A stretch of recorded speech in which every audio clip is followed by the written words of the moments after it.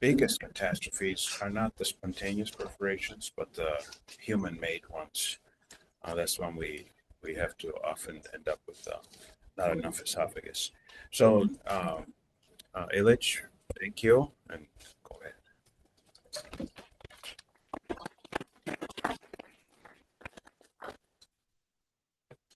Thank you, Rafa. Yeah, so we're gonna pass a hat around, so you guys feel free to drop any contributions for the research would be very much appreciated. Do I click or shall we mention clicking or just right here? Yes. Enter or there you go. Okay, there you go. Perfect. So I have no disclosures. I wish I did, but I don't have any. Hopefully in the future. Um, so we're gonna talk about esophageal perforation, and I wanted to do this talk again. My goal is always to do teaching for the residents, right? So not just when you go to conferences, all the surgeons are just talking about their cool cases that they did and how good they are, and all that is just boring because you leave that conference and you forget, you don't care. But it's important for the residents, just like we did the M&M, like things that you learn now, if some time you are in that situation, you'll remember, it's like, at least I'm going to do this if you don't know what else to do. So esophageal perforation is something that everybody freaks out about. The emergency room, general surgery, everybody else that doesn't deal with the esophagus. They just call a thoracic surgery, right? But during COVID, we saw a lot of, it was horrible for many reasons, but some of them were we had patients when I was on call that had esophageal perforations and they wanted to transfer, but we couldn't transfer. We didn't have beds, and I had to talk to surgeons over there. And I said, I'm sorry, I know that you don't do this stuff, but you are the only option for this patient. And in some instances, you will be that person. So it's important to know what to do. And you don't have to, when you have a big problem, you can compartmentalize it. You don't have to solve the whole thing, right? So you can just keep the patient alive and send them somewhere else or temporize them for a while. So I wanted to do this talk so you guys learn what to do, like very practical tips and step-by-step exactly what to do. So that way you can start doing it tomorrow. The interns, you guys can start doing it tomorrow, okay? And then we'll talk a little bit about biofabrication of the esophagus. It's basically tissue engineer. How can we, and I truly believe this, you'll see, I'm not kidding, in just a few years, you'll be able to build an organ in the lab that you can use for patients. Not only that, but even consumables, like the steak that you're going to have in a restaurant. I'm not kidding. It's not going to come from cows anymore. It's going to be from farms. They do basically, it'll look like a steak, right? It'll taste like a steak eventually. And yeah, we're getting there. So, and then future directions, we'll talk about kind of where the science is going. So first thing is the call that you get from the ED, right? It's going to be almost always this very similar story. You have a patient that came to the emergency room, somebody got a CT scan, and there's pneumomediastinum. So there's very few things that are red flags, or very few things, almost like 3 questions that you have to ask to that person over the phone at 2 a.m, and then you'll know if it's a perforation or almost always it is very easy. I don't even have to look at the scan. Sometimes I do just, for to look at the details, but what are those 3 things? First thing is there a pleural effusion? If there's a pleural effusion, then that's a red flag. The other one is that you ask them, when did the symptoms start? And then they tell you, if it was 3 days ago, then the next question is, what's the Y count? Or how, and just the Y count. And if they tell you 10, it's not a perforation. You don't even have to ask any other question, right? Even if it was 4-6 hours later, the patient's already had leukocytosis. So, and overall, if the patient has fever, hypotensive, all those things, usually in just a matter of hours, they start feeling and looking sick. So pleural effusion, and then also instrumentation is another one that's very important. If the patient was at home and they say was puking, well, emesis by itself can cause pneumomediastinum. So that just necessarily doesn't mean that they have a perforation.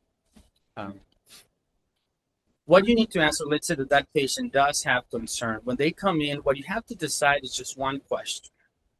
Or you have to make one decision as a surgeon. Do I need to repair this patient or do I need to resect this patient? Because it's going to be 2 completely different things. And that's determined by, do they have an esophageal problem? So when I go to the ED, one of the first questions is, did you have problems swallowing before? If they say, no, I've never had problems before, then that's rare. Usually they have problems swallowing, whether it's a peptic stricture, eosinophilic esophagitis, or something else that eventually, a distal obstruction that, with emesis, of course, can cause perforation.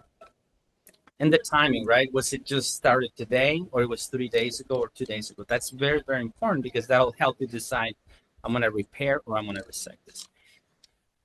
The patient condition, like I said, if they tell you, and that can change very fast. I've had people who, they tell me, no, it's actually looking really good. They get her on the helicopter, and it was on 3 presses when she got here to the ED. So that can happen too. And the next thing the last point there is, that's when you're already in the operating. You have to determine how big is the perforation and how much contamination is there. So this is for the residents. When you come in, you start with the same, which is, supine, you do an endoscopy, and then you have to look and see where the perforation is and how big it is. You can do an intraoperative esophagram, and depending on the site of the perforation and the degree of contamination is, you plan your incisions, right? And again, are you going to resect or are you going to repair? If you're going to repair, so then it's going to be a left lower thoracotomy, so down, 6 intercostal space, depending on the patient. Sometimes you want to do your thoracotomy low so you can repair it there, almost always on the left side. And don't forget about a bunch of drains, of course, and always feeding access. Don't forget about the feeding access, because then you're going to have trouble down the road. When you're going to, quote unquote, disconnect patients, let's say that they're really sick, then you can do everything when the patient is supine. They're usually sick and on pressors, so you do a midline laparotomy. And transhaedal, you just dissect the esophagus. You do a left neck incision. If they're sick, all you have to do is first the belly part, right? And a lot of you residents have done one of those with me or one of the other thoracic surgeons. You do a laparotomy, you mobilize the stomach, you just resect above and below the perforation, and that's all you need to do. It should not take more than an hour from beginning to end. You leave an open abdomen, send them to the ICU, and then 2 to 3 days later, if you want to come back, you do the spit fistula, your feeding tube, all the other stuff. When you do non-operative management, first question that you have to answer is, if this patient fails, how good are they going to do? If it's a patient that, for example, we had this recently, if it's a TE perforation, heart failure, patients on dialysis, they're not going to do well. If there's a little bit of a problem, they're not going to survive that. So you have to be careful with that. The non-operative management mainly are for patients who had a clean perforation. So they had an elective endoscopy, they dilated them, not for cancer, but they dilated them and they perforated them. So those are the ones that usually within 6 hours, because GI is freaking out, they call you, you can see them. And then there's other endoscopic measures that you can do. You can wash out, leave it like that, just leave it NG2. Sometimes you can do stents, and it depends, on a case-by-case basis. So in terms of the side of the perforation, most of the perforations are distal, but what about the proximal ones? This happens a lot when people undergo transesophageal echo. And I don't want to say anything about cardiologists, but they don't do a lot of this one's endoscopies, and sometimes the resident or the fellow is learning. And, it happens, right? You just push the scope and usually perforates in the cervical esophagus.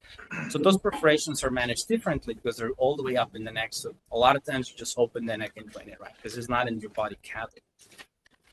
A different story is when you have C-spine, whether it's recent or old, a C-spine fusion, and then that erodes through the esophagus. And you have now exposed hardware, perforation in the esophagus here in the neck. Those, you're probably thinking, oh my gosh, it's too bad. Actually, not that much. You have to, again, it's not in a body cavity, so you can open the neck. This has to be a multidisciplinary approach. You got to call your neurosurgeons, who they have to decide whether they are going to keep the hardware or not, and then how they're going to stabilize the C-spine. And then your job is just to kind of keep it clean and do dressing changes until it heals, usually from secondary attention. And we did a paper on that before. This is the most common perforation, mid to distal esophagus. Like I said, most of the time is they have a distal obstruction, whether it's peptic or something else, or EOE, and then leads to a perforation. And of course, when you're trying to decide, am I going to repair or resect? If the patient has cancer, well, probably repairing cancer is not a great idea, right? So what are the challenges with all this stuff? Most of these patients, the literature says, 50% mortality. That's all studies. When we didn't know how to manage, well, we just didn't have a lot of options. But I do think it's lower than that. But those patients are challenging, not only in the acute setting, but it changes their lifetime. For all of those who have seen the disasters in thoracic surgery that have a spit fistula, that just has a huge psychological impact on patients, even when we reconnect them. So when you repair patients, they can have strictures, leaks, if the repair doesn't work, and fistulas, and then becomes a huge problem. And when we have those patients, we have less and less resources. When you don't have a stomach, for example, and you can't reconstruct it, now you're left with everyone why. And what if the patient has a very short mesentery and doesn't reach all the way up when you don't have enough esophagus or enough conduit? So that paper up there talks about all these things that impact your reconstruction, whether it's usually after a reconstruction, right? Some of them are related to the esophagus, how much you have left, but all related to the conduit, you don't have it, or the route, right? If the patient had a previous sternotomy, well, that makes it a lot more difficult, your retrosternal tunnel, right? So all of those things, you have to take them into account. So as a thoracic surgeon, because all of these challenges, that sparked our interest in looking into different options and technology. How can we change the way things are done now? So, and it has been done up to this day, biologic mesh patch. So a patch of the esophagus where you can use a biologic mesh and the tissue or your body grows into it. So then, of course, we started looking into biofabrication of a tubular construct, which is different. A patch has been done in humans, but not a circumferential repair. And that's kind of what our research is focused on. So wouldn't it be nice that if you could take a person and take cells out of a human and use those cells to differentiate them or promote their differentiation into smooth muscle, and that smooth muscle, you can create a tube. And that tube, you can use it to reconstruct a segment of the esophagus. So simply, we're going to talk about what are the things or the steps that we are kind of putting together to solve this puzzle. And just like any other puzzle, you start by, first doing the corners and then organizing the colors in one pile. And then just slowly but surely, you keep working on it until the things are coming together. So that's what we're going to talk about. And Dan is going to come here. Dan is my sidekick. The man, the legend. He's a great guy. He's a great friend too. He's when he came on board to our project. I mean, it just started picking up so much speed, and so we're going to be kind of talking a little bit about what we've done together for the last few years. So what we wanted to do is build a construct that, number one, resists stricture. Because stricture, as you guys know, is part of healing, and it doesn't matter how nice your construct is, if it just heals and becomes like really, really tight, well, that doesn't help anybody. And it has to match the native mechanics as much as you can. And also, when it regenerates, or it has to be able to heal, that is the key of tissue engineering, right? Not only building something, but it's something that can heal itself. So we're going to start first talking about, think about the construct. How can we prevent stricture, and what can we use to minimize that? Yeah, so the first thing we explored was just making real simple ring constructs. There are fibroblast contraction assays out there that you can do to investigate the degree to which a type of tissue contracts. In this case, what we did is we fabricated a ring, we embedded it with electrospun, so like these PCL fibers. That was our first that was the first thing we wanted to explore. Now, there's a lot of different materials you can make these fibers out of. PLGA was the first thing we looked at, but there were a lot of both regulatory and fabrication concerns. You have to dissolve it in chloroform. You have to make sure all that chloroform is evaporated once it's done. It is a good material, but we wanted to find something that we got a little more consistent, like fabrication results from. And so we looked at PCL. We created these rings, embedded them with fibroblasts, and we found that over the course of 7 days, the PCL was able to completely inhibit contraction of the luminal space. So that was a good sign. We took that and then we applied the same PCL fibers to an actual biological construct that we kind of had in mind for the whole fabrication, and found the same results. So pretty, so it's we found that to be a pretty good material, I guess. And for all those, Just clarify, what is PCL? yeah, that's exactly what I was going to say. So for those who don't know, it's polylactic glycolic acid. That's PLGA. You don't have to remember that. And PCL is polycaprolactone. So those are just simply said, it's a synthetic material that you can use. You can use to bioprint a structure, whatever you want, and it's a fiber that is biocompatible, so your body will absorb that with time.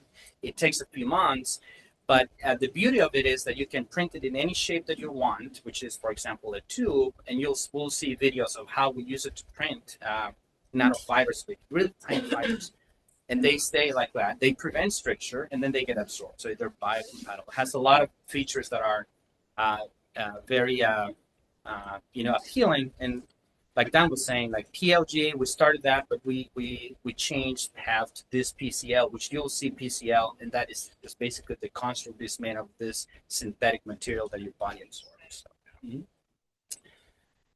And this next slide is talking about the construct. This is a general idea of how are we building what are the building blocks. So when you look at the left side, you see that little kind of like box, the green.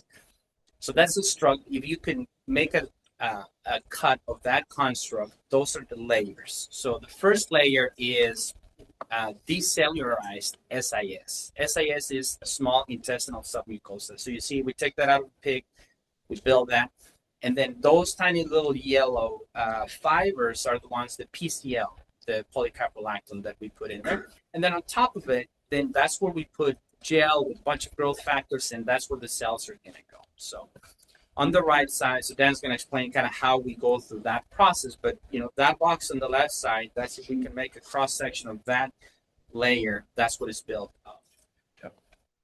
Yeah, and so the idea is when we implant this into a patient, the SIS layer would in principle become the mucosal epithelium, and then the layers that we're focused on kind of fabricating, or at least starting the muscle development process, would be the smooth muscle layers. There are 2 smooth muscle layers that are oriented in opposite directions, one circumferential, one longitudinal.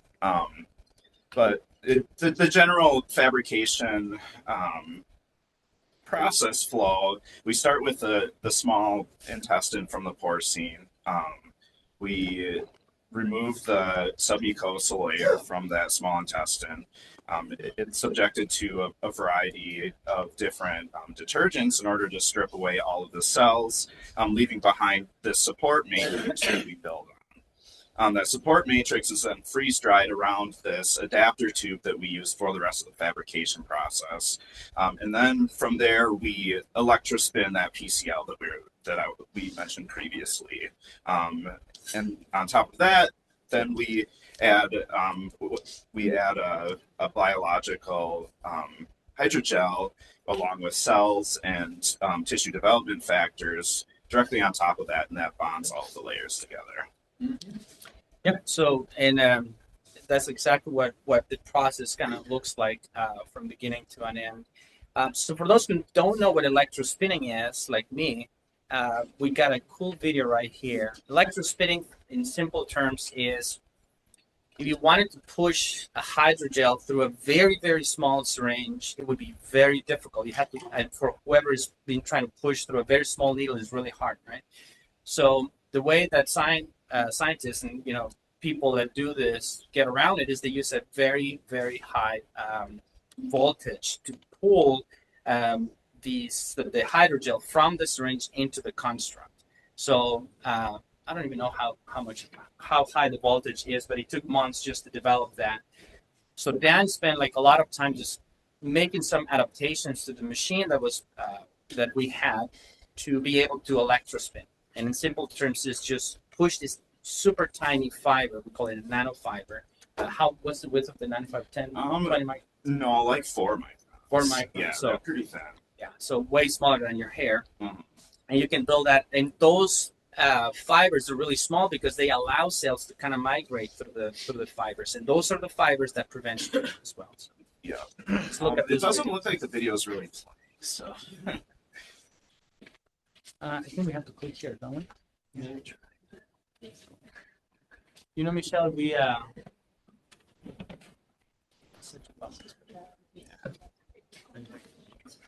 yeah, I guess it's not playing.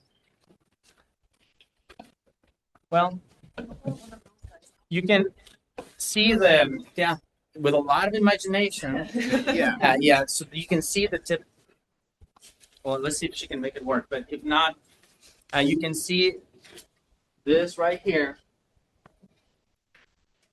That's how small the nanofiber is, and then it's going directly into the construct that is rotating. That mandrel is rotating, so the needle just keeps moving up and down, and then just printing those fibers, PCL fibers, around the construct.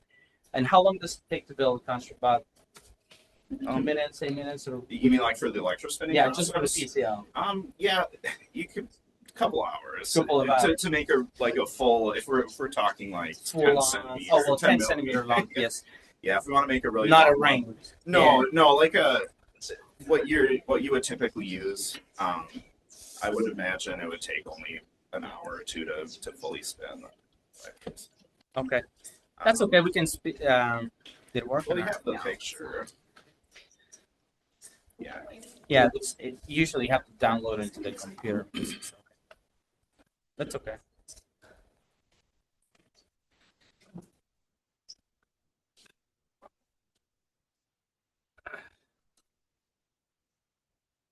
All right. And there are videos too. Yeah. Took us 25 hours to go through this, but that's okay. We'll show you guys. Whoever wants to come to the 3D printing facility, we'll give you a show of that. But Yeah, basically what you do is you apply a really high voltage between the needle and there's a rotating mandrel that we have this construct on. You can kind of see what it looks like up close in the right hand video, but essentially you apply a high voltage, and that voltage physically pulls the melted material out of the needle towards the mandrel, and the mandrel is spinning at about 500 RPM. So it's spinning quite fast. That's how we get the really thin fibers. Whereas with normal extrusion, the best you could probably hope for is about 100 micrometers in thickness. And once you have the PCL fibers, the beauty of this mandrel is with this bioprinter, then we can use the hydrogel. We're going to talk about the cells, the growth factors, everything, and then do extrusion-based printing, which is like a syringe, and you're printing it right on top of the mandrel. So you can build the full, from beginning to end, all that process onto the mandrel. And you can cross-link it as well, which we'll talk about. Cross-linking is giving it a little bit of structure to it with ultraviolet light. All right, so then how do we know if it's strong enough, right? So we want to match, of course, we're going to build a construct that is similar to a normal esophagus. So we had to test that. Yeah, so we did tensile testing, different mechanical testing to compare native tissue against the constructs that we made. Essentially, you pull the tissue until it ruptures, breaks, and you have a force. You measure the force involved with the stress involved with that process. We investigated both the strength of this material versus native esophagus, and then how well sutures hold in this material. We found that ultimately, like the strength and the force that it took to pull out the sutures was significantly improved by the addition of these electrospun fibers. Well, we kept the flexibility the same. So that's another benefit of the really thin fibers is you maintain that flexibility in your original construct. Yep. It doesn't, because you don't want to build something that's super stiff, right? So yeah, and like Dan was saying, like on the right side, you can see when you add PCL, everything gets better. So that was the take home of this slide. Then that was the construct, all the work that we've been doing on the construct. So how about the cells? Well, that's the easy part, right? Yeah. You got to take cells out of the body, bone marrow, mesenchymal stromal cells, and then grow them in the lab, and then differentiate them into smooth muscle. And then there's a lot of things, of course, that play into, and it's not just muscle. It has to be aligned muscle, just like smooth muscle and contract. So all that has a lot of different challenges. So that process of cell to muscle, that's what we have been working on a separate aim. So here, Dan's going to explain to us like kind of that process from cell to differentiation. What do we use to improve that? Yeah, so we wanted to look at the right biological factors that would generate a genuine like smooth muscle esophagus phenotype.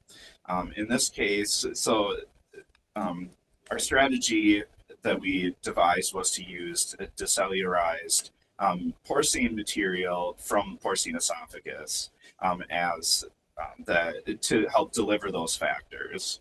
So we explored that the decellularized esophagus undergoes a similar process to like the SIS we had mentioned earlier. We remove all the cells, leaving just a support matrix, but then we freeze dry that, mill it into a fine powder, and we incorporate that into our hydrogel along with the MSCs we get from the patients. So these experiments that we've done so far, are actually using patient-derived MSCs that we acquired through the university. Yeah. So yeah, in simple terms, is you take esophagus out of the pig, you chop it up, you decellularize it, you use detergents to get all the cells out of it. So you want just the growth factors, the things that are going to tell the cells you have to become smooth muscle. So we use that powder and we mix it up, sprinkle it in the cells, and somehow they just turn into smooth muscle. So how do we know that they turn into smooth muscle? So we look at the we look at the improvement of key factors that we already know are associated specifically with smooth muscle cells. So these experiments here are looking at calponin-1 and smooth muscle myosin heavy chain. Those are two proteins that are very specific to smooth muscle. And we found, if you add too much esophagus powder, obviously you get diminishing returns. In this case, we found, around 10 milligrams per milliliter. We did see like a decrease in smooth muscle development, but over the course of 28 days, we found that if you lower the concentration a little bit to around 5, the expression of smooth muscle RNA in the cells not only increased in amplitude, but that increase was sustained for a longer period of time. So, in other words, more robust smooth muscle development. Right. And then, what you want to determine with, of course, all these experiments is how much is too much and how much is not enough. So that's what we're talking about here. So you want to use just enough to make sure that it differentiates the cells, but not too much that you're just wasting or it's more expensive. So in order to determine, you have to test different concentrations. That's why you have the different concentrations and you follow them over time. So that's how we found the sweet spot of how much esophageal powder we need to use. But not only that, but now we proved that we're able to differentiate cells into smooth muscle. You guys want to see a picture of that? I'm sure everybody's as excited as I am. All right. It is pretty, isn't it? Well, the first time that I saw it, I'm like, I don't know what I'm looking at. Dan. Yeah. Someone explain to me what I'm. So look at the left upper corner, just like when we started. We're looking at that layer. You could just make a transection of the layer of it. You'll see the different parts. The bottom part, the gray part, is just decellularized small intestinal submucosa. We just got that out of the pig. We just put it down there. Then we use electrospinning those nanofibers of PCL to wrap it around the tube. And then on top of that, then we put the hydrogel with all the esophageal powder, cells, and we grew them into the lab. And now they turn into smooth muscle. How do we know that that's smooth muscle? Because those different colors are for, remember we talked about MYH11 and calponin 1. Those, for each one of them, you want to make sure that the cells are expressing them. So the cells are the nuclear, like those little blue dots. So you want to make sure that you see in the same location the blue dots that are the cells. You want to see calponin 1, MYH11, and I think it's alpha smooth muscle actin. Yep. And then, and then you want to talk about the left lower corner. Okay, you see a little bit of a Yeah, so fillet. yeah, so basically what I did is after staining these cells with antibodies for these different factors, some of the factors look at, so like smooth muscle actin looks at like early regulation of smooth muscle. It's usually expressed earlier and then it kind of goes away as the muscle matures. So we expect to see some of that, just not. But maybe to a lesser extent. We really want to see the myosin heavy chain, the green that you see there. So what I did is I, to get a better look at the orientation of the cells and get a deeper look, because this is relatively thick tissue, I kind of open it up like a book. So I take some of that hydrogel and like splay it open. And we got a really good picture inside of what's going on. We can see that we are getting really high expression of these smooth muscle factors, and not only that, but it is highly aligned along the direction of that PCL. So very characteristic to what we would expect from native esophageal smooth muscle. I'm a little biased, but it is beautiful. It does look nice, and especially because it's like an esophagram, right? For everyone who's done, fluoroscopy, if you just look at something one way, you're not sure there's a leak and you have to kind of rotate the CR. This is kind of what we're doing because it's a static image. You can't really rotate. So it's like a picture that we're taking a look at two different things with the same picture. So that was very, very smart to do. So what's next? Well, if it wasn't difficult enough, now, yeah. So the next step is to look at animal experiments. So what we're trying to do is build two different arms where we'll resect a part of the esophagus and then just implant the same part of the esophagus. That's the native control. So it's like a sham operation with the exact same esophagus. And the other one is you remove that and you put the construct that we just talked about. And you see how they do. At 2 weeks, 3 weeks, and 6 weeks, we want to look for leak and stricture. And with endoscopy, you want to look at the inside. The re-epithelialization is actually not that difficult. Even in patients that we've had, when we use biologic mesh, the whole mucosa re-epithelializes. It's amazing. But the difficult part, of course, is not only the muscle, but the vascularization of the muscle, like to keep it alive. And on the right side, we'll look at, of course, the things that we talked about: smooth muscle differentiation, epithelium markers, and vascular markers as well. And SHG collagen imaging is just to look at the orientation of the collagen fibers and the deposition of the fibers of the matrix to prove that the cells that are there are actually producing. You remember when we talked about healing, to make sure that the construct is able to heal. So it's very important. And the last thing is, well, who cares about all of this, right?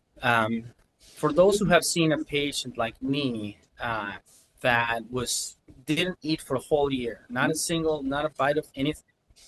And I think I remember I was a fellow with Dr. Andrade, and I remember when we told her that she could have just bites of ice cream, and she was crying. She she was sobbing in the operating, in clinic, and her and her husband, I remember the husband was also crying. The husband was saying, like, don't worry, but we'll go from here to Dairy Queen, like straight from clinic. They went to Dairy Queen to get an ice cream. And a lot of us take things for granted. We just go and we eat every day. We go to the cafeteria and it's just another soup or salad. I mean, you don't really think about it.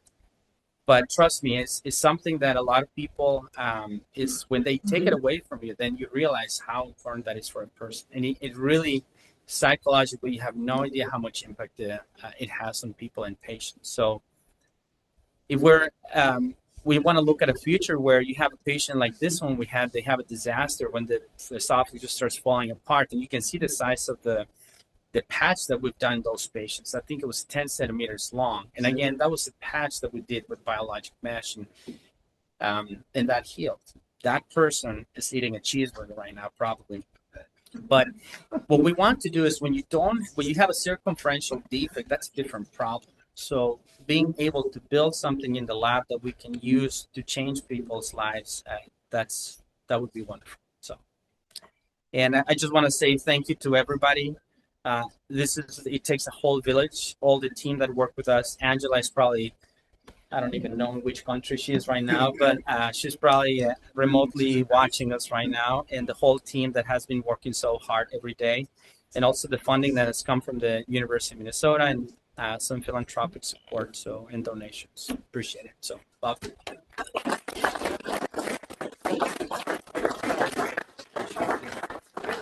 Fantastic talk here. I really liked it. I've seen other things a little bit on this. This is really moving forward well.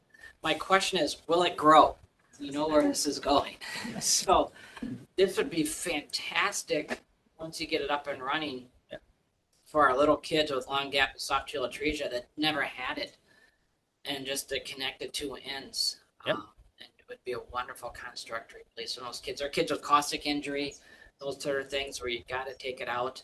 And if it will grow and adapt with them over time, which it should, right, it would be wonderful.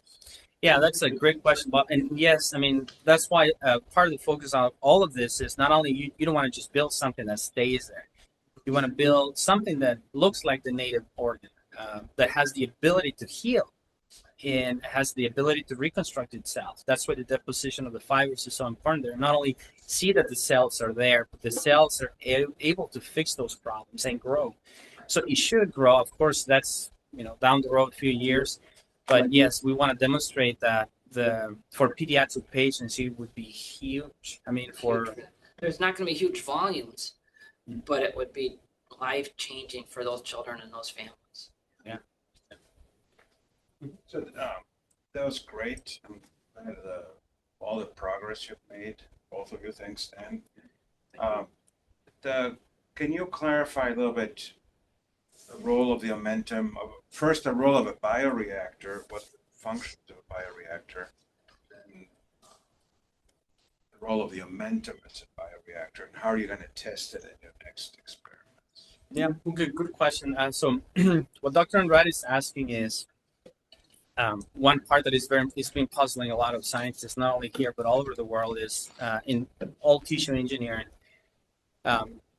Building blood vessels is very difficult. Not just the big blood vessel, that's actually not that hard, but we're talking about neovascularization of tissue engineering. That's very hard to do. There's a lot of people, a lot of different research, huge research on that, focusing on that, because that's a limiting factor. So imagine you have a construct that is long, so the blood supply to that construct is very important.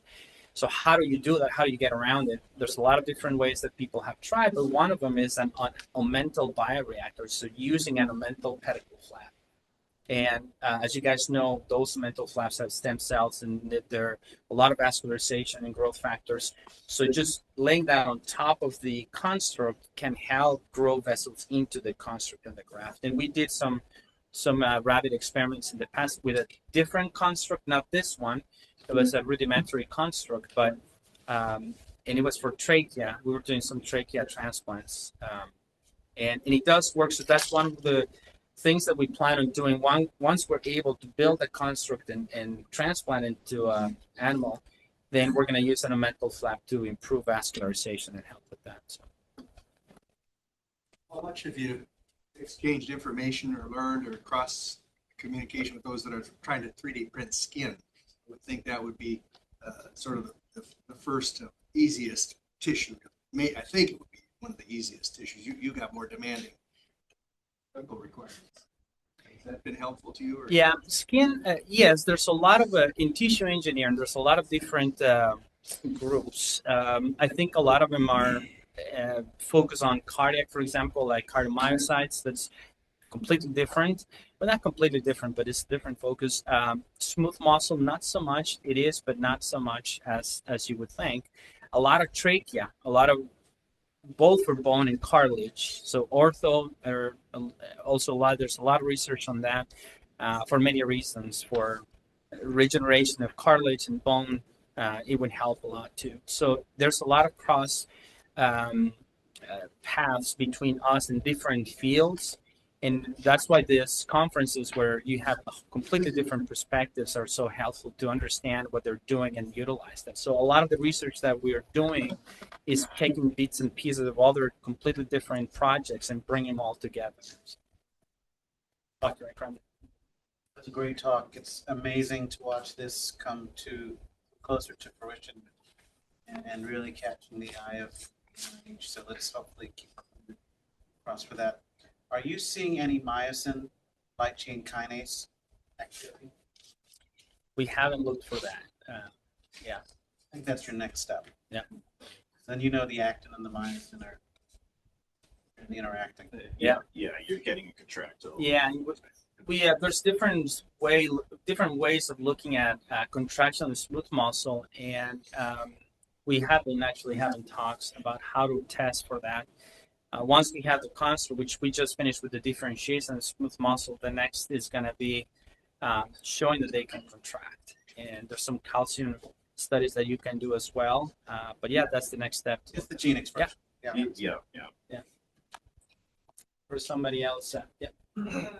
With like the tensile testing that you've done, was that on a smaller model that you were running for like the transplantation to the rabbit model?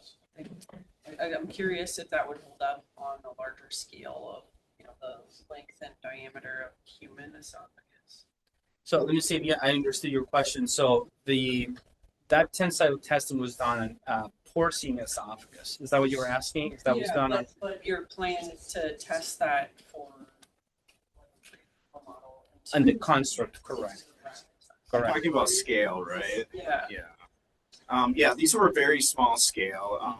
The idea was to get like baseline values, so we could get an idea of what the strength, what the elasticity is, like from a material perspective. But you are correct. We're going to delve deeper. Any one of these slides that we showed could be an entire study in and of itself, and will someday, ideally. And that's one thing we definitely will look at is how this construct behaves on a full scale. Right, and it's true that the diameter, there's a lot of challenges with doing, for example, animal testing in large animals, rabbits, for example. There's a lot of different challenges. Like pigs are very difficult to do esophageal studies, so we're kind of looking at rabbits, but is that going to translate into human different diameter, completely different size of construct? Burst pressure is one thing that we were going to look at very soon. So that would be looking at like the full thickness construct. We would do like an ex vivo experiment where we run fluid through and see how much pressure the sutures can withstand, as well as like the kink radius and stuff like that. So that would be like where we would move to these larger scale. It's not right. Amazing work. Thank you. So obviously, the fact that this is a lumen adds, as opposed to tissue that's not regular luminal, adds more multifold complexity to it. So what other structures has this technology been already used for, like small bowel or aorta or anything?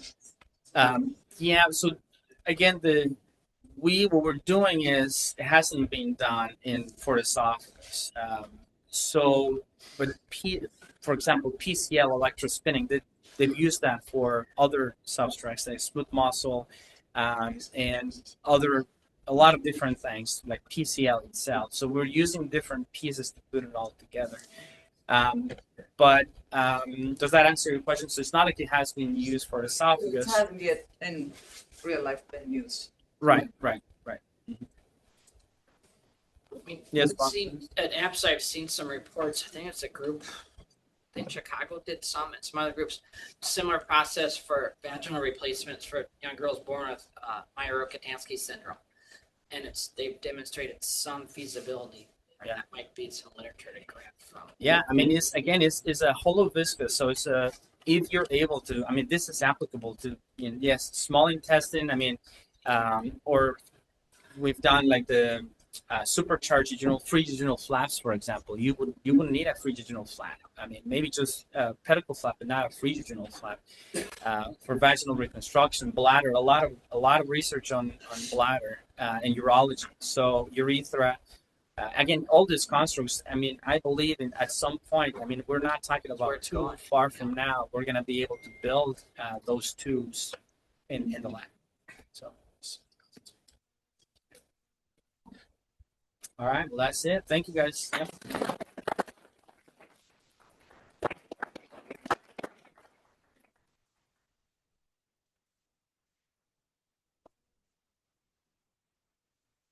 Yeah, too bad.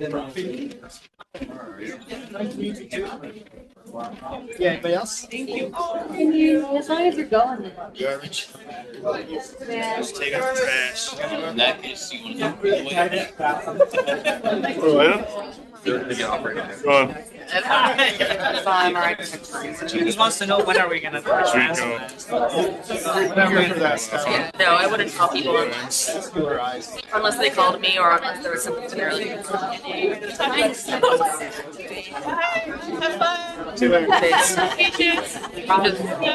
Yeah, you lead it. Yeah, basically, you're any lead it unless you're like doing it. It was like a year and a half. I can't. That just was because I have Somebody saved my life yesterday. yeah, it's great. Yeah, if somebody wanted it, yeah, no, I just have to like. No, I think it was like a year and a half ago. But yes, it's like So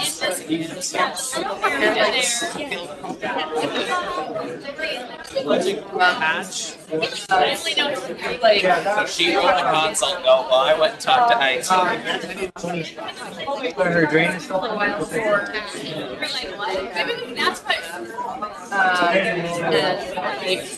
You know, It's just back.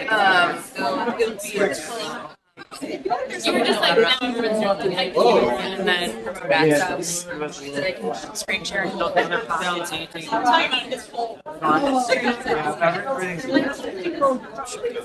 have speakers that are. Yeah, I would. First time I've talked to him in 2 weeks. Yeah, I mean, I don't think it's fair. I would like something to see. It's a thing. whatever you talk about. It's the important part. That's all right. As long as you got to see what needs to be more than discussed with staff. It's all